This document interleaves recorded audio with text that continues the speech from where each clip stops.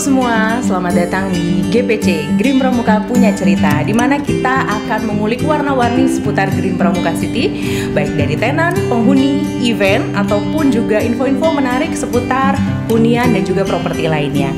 Bersama saya, Nandra Retno. Halo Sobat GPC, apa kabarnya hari ini? Semoga kalian selalu dalam keadaan yang sehat ya. Jangan lupa untuk selalu mematuhi protokol kesehatan, memakai masker, menjaga jarak, dan juga rajin-rajin mencuci tangan. Hari ini Sobat GPC, saya ada di salah satu fasilitas dari Green Pramuka City. Kita lagi ada di Jungle Pond, tempatnya asik banget. Kalau misalnya kalian penasaran, kalian boleh langsung aja ke sini. Nah Sobat GPC, di episode kali ini seperti judul yang sudah kalian baca, ya kita akan berbicara atau berbincang-bincang dengan narasumber sosok Kartini masa kini dan juga beliau mempunyai konsen yang lebih terhadap lingkungan hidup. Siapakah dia? Langsung aja kita kenalan yuk. Halo Mbak Eki. Halo. Apa kabar? Baik. Sehat ya Mbak ya? Sehat. Kalau ngobrol sama Mbak Eki nih Sobat GPC, aku selalu mendapatkan aura positif gitu ya. Karena selalu terpancar bahwa segala sesuatu di kehidupan ini harus harus bisa bermanfaat gitu ya Mbak Eki ya. Nah, gitu ya. Iya Kesannya betul. sampai begitu ya. Oke, saya senang juga. Bener. Jadi gini, Sobat GPC, Mbak Eki ini adalah salah satu dari komunitas pencinta lingkungan di Green Pramuka City. Kebetulan Mbak Eki ini adalah ketuanya begitu ya Mbak Eki ya.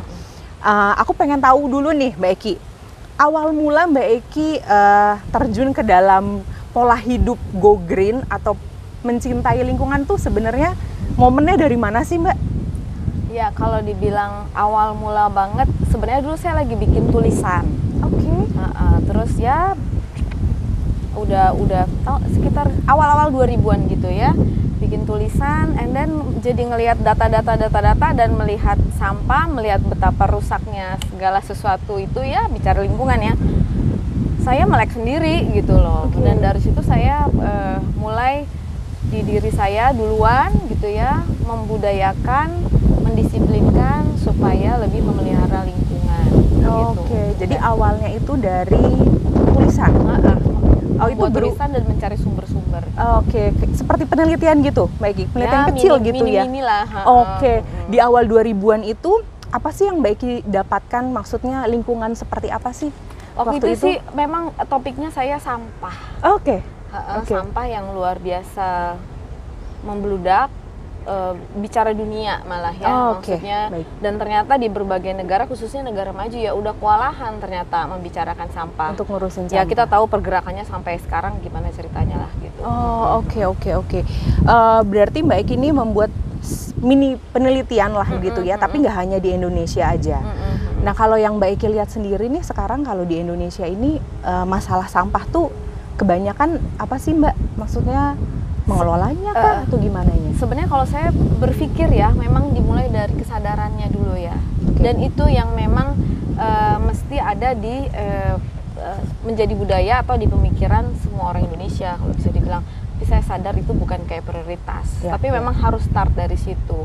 Kemudian mengelola sampah atau mengurangi sampah atau gaya hidup sampai kadang-kadang bilang zero waste itu baru itu benar-benar bisa terjadi gitu. Iya, karena kalau misalnya kita mau buat zero waste itu kan benar-benar harus dari habit ya Mbak. Kita dari kecil aja kayaknya ya oke lah buang sampah, tapi untuk penggunaan plastik itu kan udah umum banget gitu. Iya, jadi memang perjuangannya lumayan ini ya. Kalau bisa dibilang kalau untuk debat juga ini bisa panjang sekali gitu.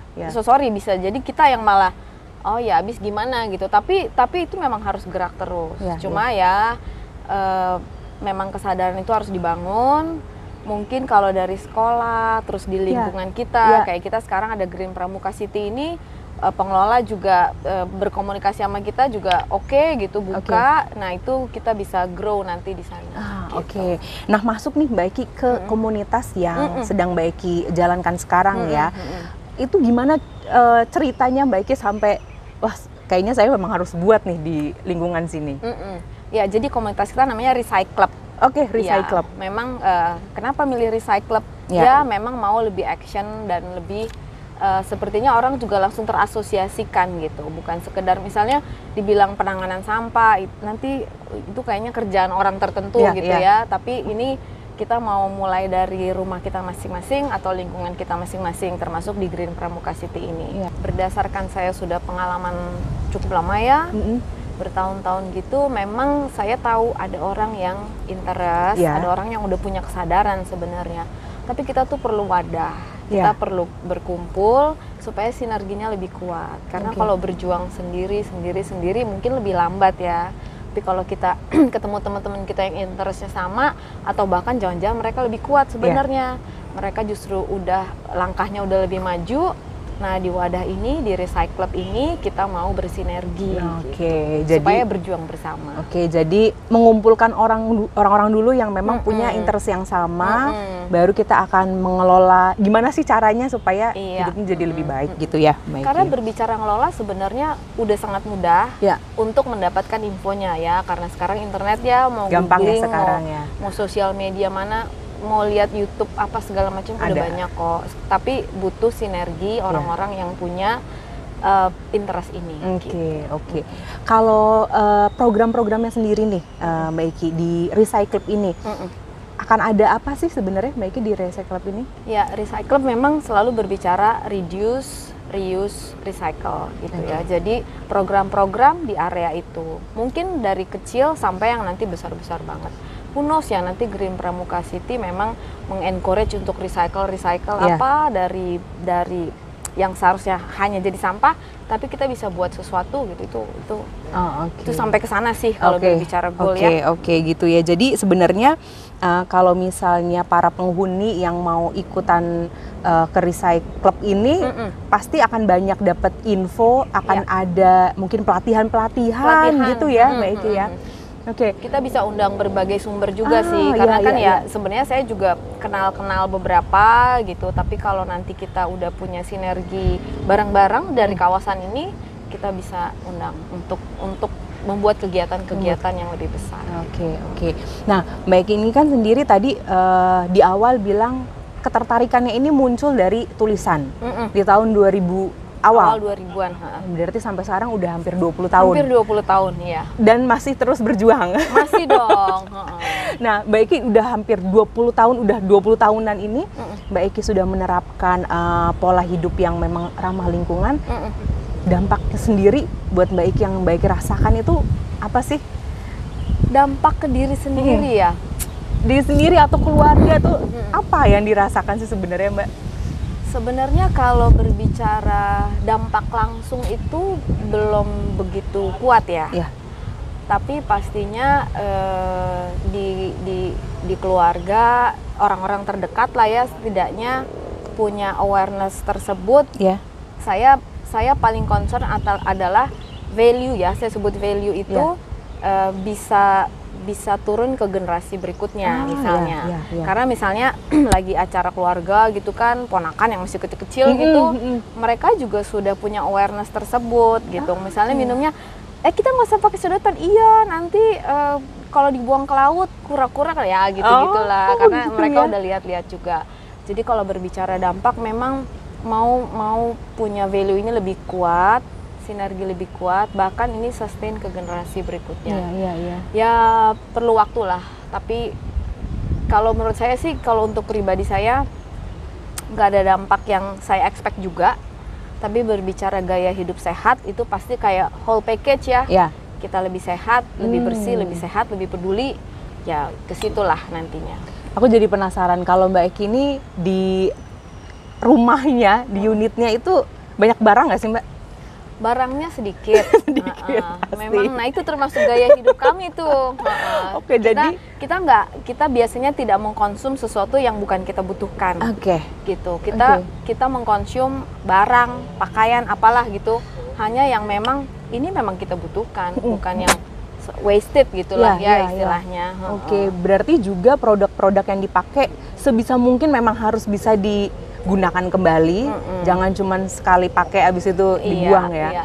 Karena kan banyak nih Mbak Eki yang orang-orang yang emang ah beli ini ah bagus, Iya, beli iya. ini ah sayang, Iya. disimpan gitu kan. Mumpung diskon gitu ya, kadang-kadang kayak gitulah ya. Oke. Berarti gaya-gaya konsumtif seperti itu juga secara kita nggak sadar itu merusak lingkungan kita juga ya Mbak ya? Sebenarnya iya, konsumerisme itu merusak lingkungan karena banyak sekali yang sebenarnya berpeluang menjadi sampah. Iya. Gitu. Betul. Hanya walau dari apa namanya ya tadi ya bungkusnya ataupun ya barang itu sendiri gitu ya. Betul. Nah, kalau Mbak Eki sudah menjalani pola hidup ini udah hampir 20 tahun nih.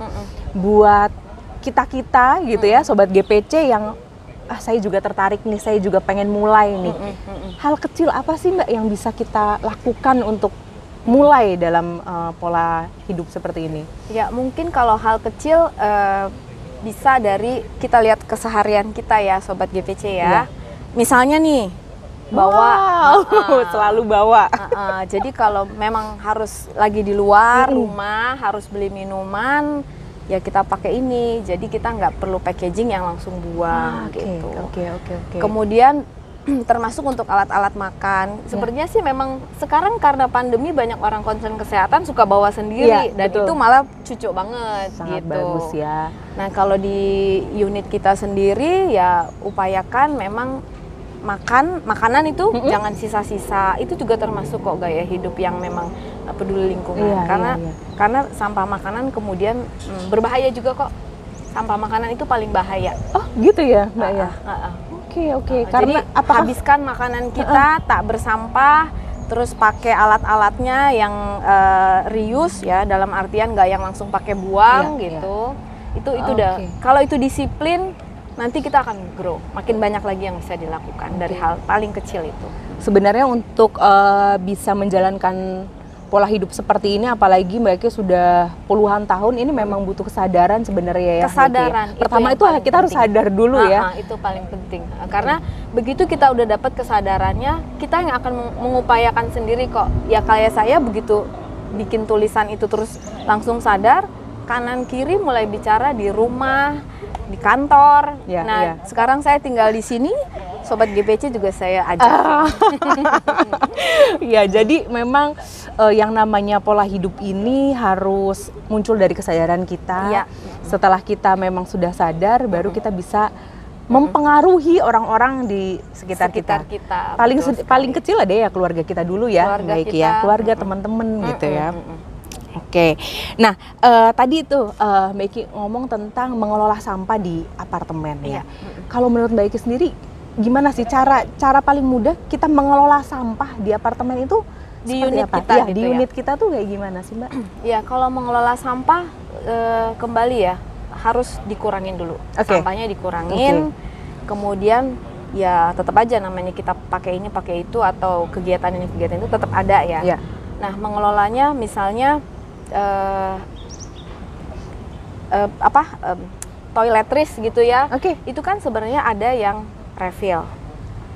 Nah kita bisa tempuh itu atau pilih yang packagingnya tidak, misalnya yang pouch gitu ya. Nah itu kan akan mengurangi.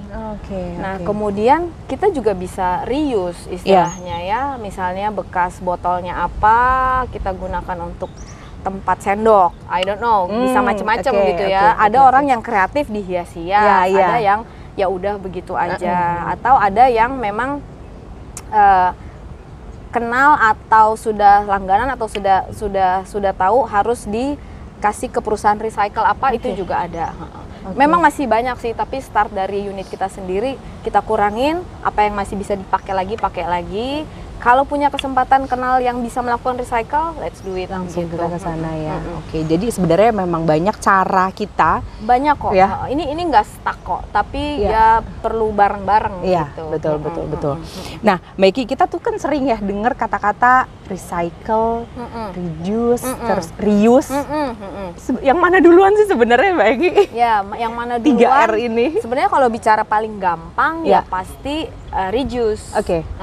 Nah itu mengurangi, termasuk konsumerisme dikurangin, sampah dikurangin. Nah kalau bisa di reuse gitu.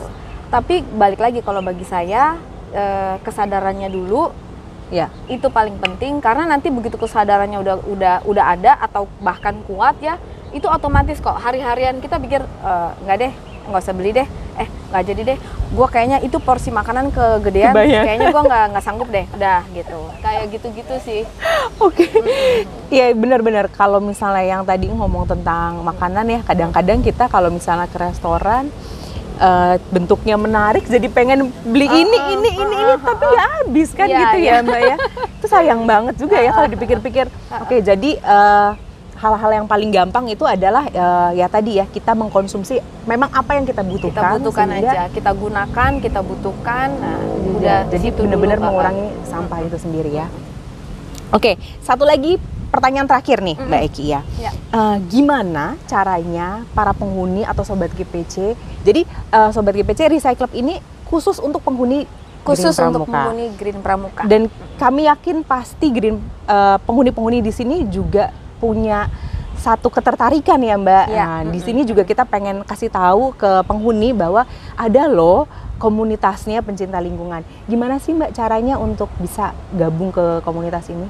Ya, bagus sekali nih. Jadi kita udah mulai ada Instagramnya, recyclub.id. Kita juga setup websitenya supaya nanti informasi bisa lebih mudah diakses. Dan kemudian kalau apalagi udah interest ya, kita mungkin langsung aja gabung di komunitas kita ini. Nanti kita siapin form, bisa online, bisa. Kemudian begitu kita udah dapat member clear, kita bisa bikin webinar, kita ketemu bareng, apalagi kalau udah selesai pandemi ini kita bisa punya banyak kegiatan. Yang penting join dulu, lihat Instagram kita recyclub.id. Oke, nanti kita akan kasih linknya di bawah ya, teman-teman nanti bisa lihat. Terima kasih banyak untuk kesempatannya kali ini bisa ngobrol-ngobrol, membuka pikiran kita bahwa memang harus bergerak kita sekarang gitu ya, Mbak Eki. Harus berjuang. Oke, terima kasih banyak. Sobat GPC, terima kasih sudah menonton video ini sampai habis. Sampai ketemu di episode selanjutnya. Bye.